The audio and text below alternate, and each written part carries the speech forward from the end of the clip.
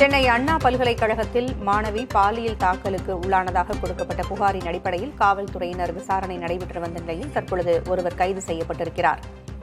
கைதானவர் குறித்து பின்னணி தகவல்களும் கிடைக்கப்பெற்றிருக்கின்றன. அதிர்ச்சிகரமான தகவல்கள் கிடைக்கப்பெற்றிருக்கின்றன. அவரை பற்றி இதுகுறித்த கூடுதல் விவரங்களை வழங்க செய்தியாளர் அன்பரசன் இணைந்திருக்கிறார். அன்பரசன், கைதானவரின் பின்னணி என்ன?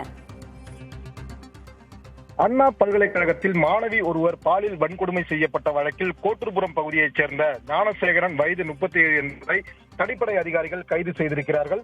குறிப்பாக நேற்று முன்தினம் தனது ஆண் நண்பரோடு பேசிக் கொண்டிருந்த போது, கல்லூரி வளாகத்தில் பேசிக் கொண்டிருந்த போது ஆண் நண்பரை மிரட்டி பெண்ணை பாலியல் வன்கொடுமை செய்த வழக்கானது மிகப்பெரிய ஒரு பரபரப்பை ஏற்படுத்தியது. இந்த நிலையில் கோட்டூர்புரம் போலீசார் பாலியல் வன்கொடுமை, பாலியல் சீண்டல் உள்ளிட்ட 3 பிரிவுகளின் கீழ் வழக்கு பதிவு செய்து 4 தனிப்படைகள் அமைக்கப்பட்டு தீவிரமாக தேடி வந்த நிலையில் பெண்ணை பாலியல் கொடுமை செய்த கோட்டூர்புரம் மண்டபம் தெரு பகுதியைச் சேர்ந்த ஞானசேகரன் என்பது தெரிய வந்ததை அடுத்து அவரை கைது செய்து தீவிர விசாரணை மேற்கொண்டனர். விசாரணையில் பல திடுக்கிடும் தகவல்கள் வெளியானது. குறிப்பாக ஞானசேகரன் என்பவர் கோட்டூர்புரம் மண்டபம் பகுதியில் தள்ளுவண்டி கடை, பிரியாணி கடை நடத்தி வருவர்.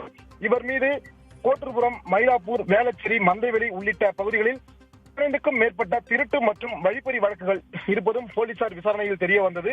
குறிப்பாக கடந்த 23ஆம் தேதி பிரியாணி கடையில் விற்பனையை முடித்துவிட்டு அண்ணா பல்கலைக்கழகத்தின் பின்புறம் உள்ள அடர்ந்த காட்டு பகுதியில் மதில் சுவரை ஏறி குதித்து உள்ளே சென்றதும் அங்கு தனிமையில் இருந்த காதலர்களை தனது மொபைலில் வீடியோ பதிவு செய்யும், பின்பு அந்த வீடியோ பதிவை காட்டி மிரட்டி சமூக வலைதளங்களில் போட்டுவிடுவதாக கூறி மாணவியை பாலியல் வன்கொடுமை செய்ததும் போலீசார் விசாரணையில் தெரிய வந்திருக்கிறது. இது மட்டுமல்லாமல் தினந்தோறும் இரவு நேரங்களில் பிரியாணி கடை விற்பனையை முடித்துவிட்டு அண்ணா பல்கலைக்கழகத்தின் மதில் சுவரை ஏறி கடந்து உள்ளே சென்று அங்கு தனிமையில் இருக்கும் காதலர்களை வீடியோ பதிவு செய்து மிரட்டி பல்வேறு மாணவிகளிடம் பாலியல் சீண்டல்களில் ஈடுபட்டதும், பணப்பறிப்பில் ஈடுபட்டதும் போலீசார் விசாரணை தெரிய வந்திருக்கிறது. குறிப்பாக கடந்த 23ஆம் தேதி தனிநபராக சென்று மாணவியை பாலியல் வன்கொடுமை செய்திருப்பது போலீசார் விசாரணையில் தெரிய வந்திருக்கிறது.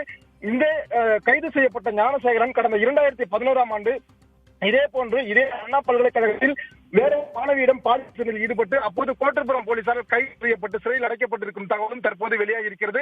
இந்த நிலையில் அவரது மொபைலில் இருந்த பல்வேறு 10க்கும் மேற்பட்ட வீடியோக்கள், அதே போன்று புகைப்படங்களை பறிமுதல் செய்து தற்போது எந்தெந்த பெண்களிடம் இவர் பாலியல் சீண்டலில் ஈடுபட்டிருக்கிறார், யார் யாரிடம் பணப்பறிப்பில் ஈடுபட்டிருக்கிறார், வேற என்னென்ன வழக்குகள் இவர் மீது இருக்கிறது என்பது குறித்து தற்போது தீவிர விசாரணையில் அதிகாரிகள் ஈடுபட்டு வருகின்றனர். ஞானசேகரன் மீது இருக்கக்கூடிய தொடர் குற்றச்சாட்டுகளும் வழக்குகள் குறித்த பின்னணி மிகவும் அதிர்ச்சிகரமானதாக இருக்கிறது.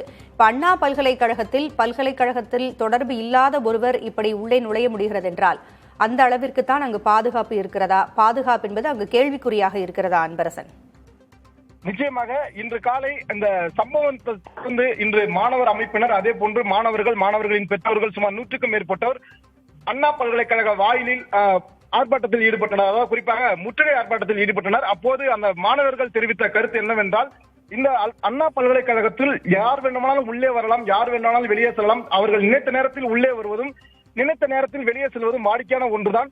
இங்கு போதிய பாதுகாப்பு தற்போது வரை செய்யப்படவில்லை. குறிப்பாக இந்த சம்பவத்திற்கு பிறகு, குறிப்பாக இந்த சம்பவம் மீடியாவில் ஒளிபரப்பு செய்யப்பட்ட பிறகு இன்று காலை முதல் தான் இங்கு இருக்கக்கூடிய காவலாளிகள் உள்ளே வரக்கூடிய மாணவர்களிடம் ஐடி கார்டுகளை சோதனை செய்து இவர் எந்த துறையை சேர்ந்தவர் என்பது குறித்து விசாரணை ஈடுபட்டு அதன் பின்பு உள்ளே அனுப்பி வருகிறார்கள் என்றும், இந்த சோதனையை இவர்கள் கடுமையாக்கி இருந்தால் இது போன்ற ஒரு சம்பவம் நடைபெற்று இருக்கிறது எனவும் அந்த மாணவர்கள் தெரிவித்திருந்தனர். குறிப்பாக புதிய தலைமுறை சேனலில் அவர்கள் தெரிவித்திருந்தார்கள். இந்த நிலையில் தான் இந்த கைது செய்யப்பட்ட ஞானசேகரன் விசாரணை செய்யப்பட்டதில் பின்புறமாக உள்ள மதில் சுவர், அதாவது உயரம் குறைவாக இருக்கக்கூடிய மதில் சுவரை கடந்து தாண்டி குதித்து உள்ளே இருக்கக்கூடிய அடர்மான பகுதிக்கு இவர் சென்றிருப்பதும், அங்கு இது போன்று தொடர்ச்சியாகவே தனிமையில் இருக்கக்கூடிய மாணவ அவர்களை மிரட்டி சமூக வலைதளங்களில் வெளிவருவதாக கூறி, அதே போன்று அவர்களது பெற்றோரிடம் தெரிவிப்பதாக கூறி இவர் தொடர்ச்சியாகவே பாலியல் சீண்டலிலும் அதே போன்று பணப்பறிப்பிலும் ஈடுபட்டு வந்துள்ளார் என்பது போலீசார் விசாரணை தெரிய வந்திருக்கிறது. இதனை அடுத்துதான் இவர் மொத்தமாக எவ்வளவு மாணவிகளிடம் பாலியல் சீண்டலில் ஈடுபட்டிருக்கிறார், எவ்வளவு வழிப்பறி செய்திருக்கிறார் என்பது குறித்து விசாரணை நடத்தி வருகின்றனர். தகவல்களை வழங்கியமைக்கு நன்றி அன்பரசன்.